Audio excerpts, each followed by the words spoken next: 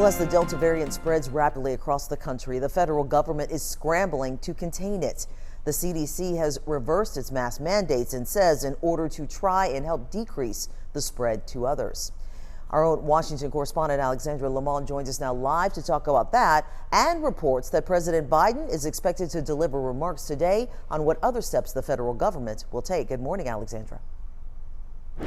Morning. That's right. Today, President Biden is expected to announce a requirement for all federal employees and contractors to be vaccinated or submit to strict regular COVID-19 testing. All right. Well, 5 board members of the state's energy grid manager are out following a special meeting to address the statewide power outages stemming from last week's winter storm. Meanwhile, other lawsuits, they're mounting against ERCOT. For more details, let's go live now to my colleague Shannon Lanier, who has more on these lawsuits. Shannon?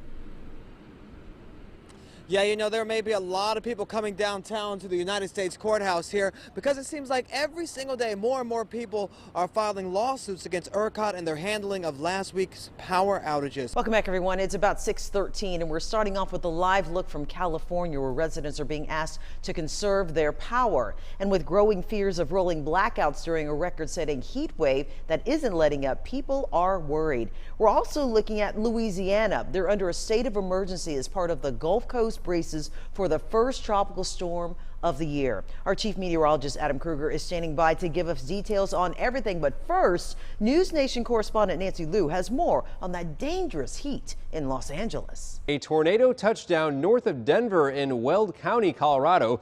This is what it looked like on the ground and from the sky. Now, it was on the ground for several minutes, but even as it lifted, the funnel lingered, creating kind of a terrifying moment for neighbors in its path. Here's Courtney Fromm with more details.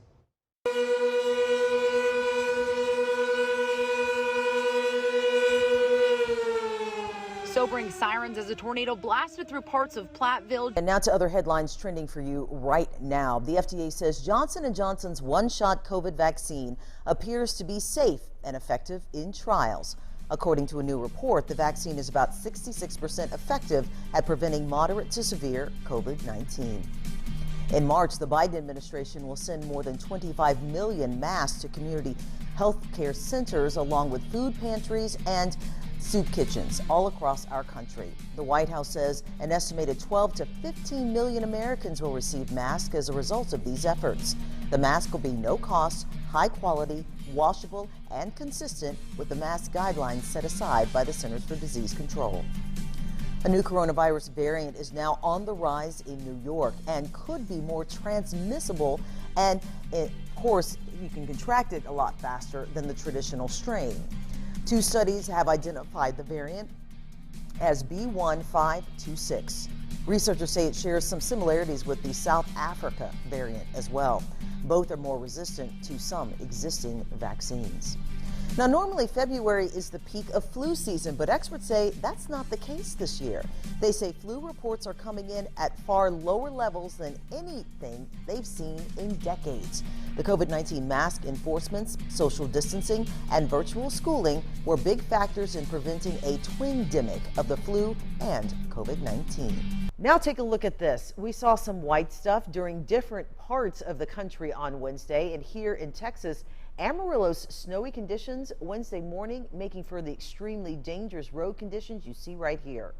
Further north in Spokane, Missouri, a viewer actually captured a hailstorm. Yes, that's hail, not snow. Hailstorm passing through their area. Several counties spent the day under flash flood warnings, along with thunderstorm and even tornado warnings too. Now, that severe weather also moved across the central part of Alabama yesterday. Let's take a closer look at this. This is one of several possible tornado sightings in Clark County alone. Further north in Tuscaloosa County, it was a similar sight for one woman who was nearly blown away. Michael Clark has her incredible story of survival. Independence Day, it's quickly approaching, and AAA says the number of Americans traveling will surpass pre-pandemic levels.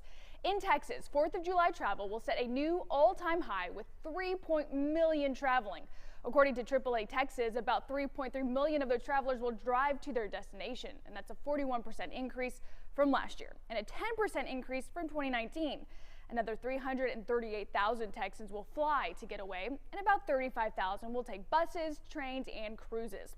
If you plan on driving, AAA says there are some travel dates and times to avoid. With more Texans than ever planning to drive to their Independence Day weekend destinations, avoiding congestion, especially in the major metro areas, could be challenging at times. So the days and times you'll want to really avoid are Thursday, especially Friday afternoon and evening leading up to the holiday. Some areas could see traffic volumes up to 50% above normal.